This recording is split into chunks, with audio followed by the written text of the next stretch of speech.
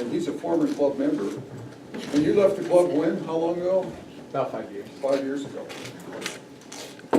So at that time, you earned your Competent Communicator Award. Well, he's come back in the club. He's back, and he is going back over his manual. The first speech he gave was his icebreaker, and today's giving number 2. Communication is a key component to a happy life, says Ethan, and he would like to learn how to enhance his speaking skills so he can share his ideas, discuss intriguing topics, and positively influence others. So today, let's welcome him as he talks to us about the power of can and can't.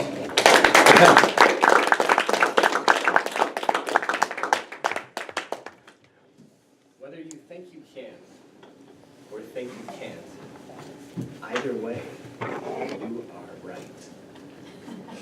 These words were spoken by Henry Ford, and they're some of the most powerful words I have ever heard.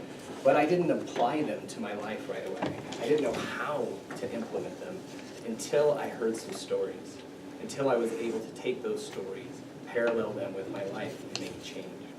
One such story I heard is of Stanislavski Lech. We'll call him Stan for short.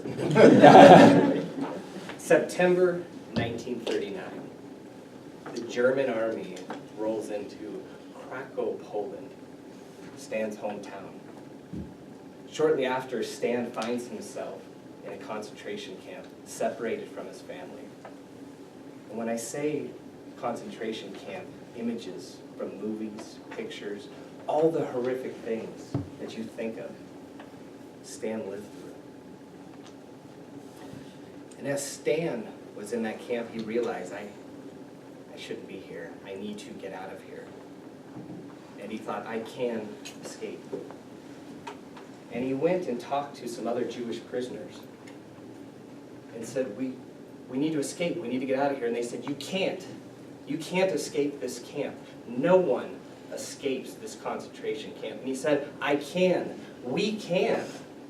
And they said, the only way you leave this camp is to die. The next day, Stan found himself standing next to a large truck filled with rotting dead bodies. And he remembered what was said the day before. The only way to leave is to die. And he seized his opportunity. He stripped off his clothes, discarded them, and jumped into the truck with the dead bodies. The truck rolled away outside of town, where there was a huge pit, a graveyard, where they dumped the bodies, and body after body landed on Stan, and he didn't move, although he felt crushed. When nightfall came, he climbed out of the pit, naked and dirty. He ran 25 miles to his freedom. And when I think of Stan, and I think of him saying, I can't escape, it inspires me.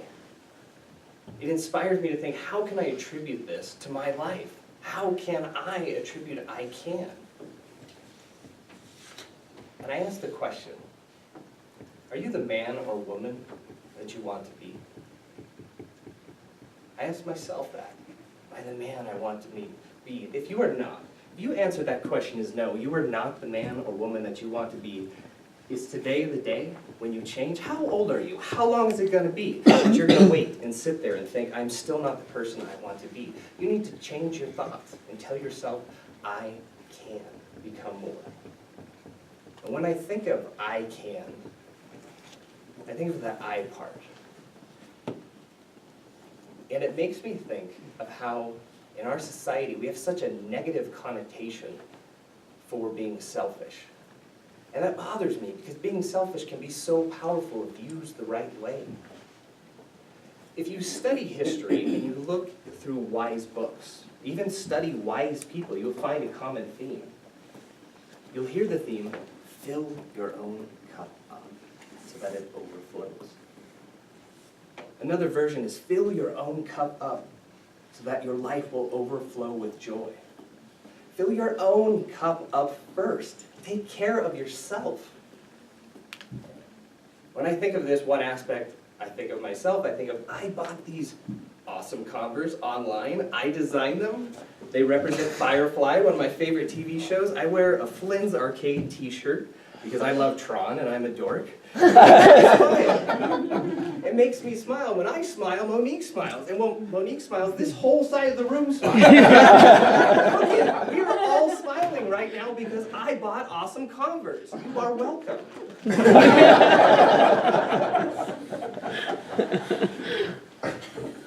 As I continue with I can, I think about a technique I've learned on how you can apply I can to your mind and how to focus your mind. So partake with me in this little experiment.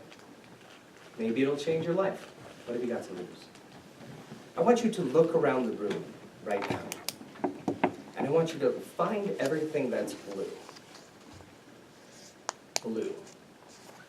Focus on blue. Everything. How many items can you see so far that are blue? 3 items? 4 items? How many items are blue? Now close your eyes and think about all the things that are brown. Now open your eyes. You might say, Ethan, I didn't see anything that was brown. Or half the things in the room that were brown because you didn't tell me to look at them. Exactly my point. Your brain was not focused to look at the brown items, so you did not see them. They were virtually invisible to you. So let me ask you, we're in this room, this very small room, and you missed things. Imagine what's out there that you are not seeing because your mind is not focused. We have a whole world waiting for us. I can become more.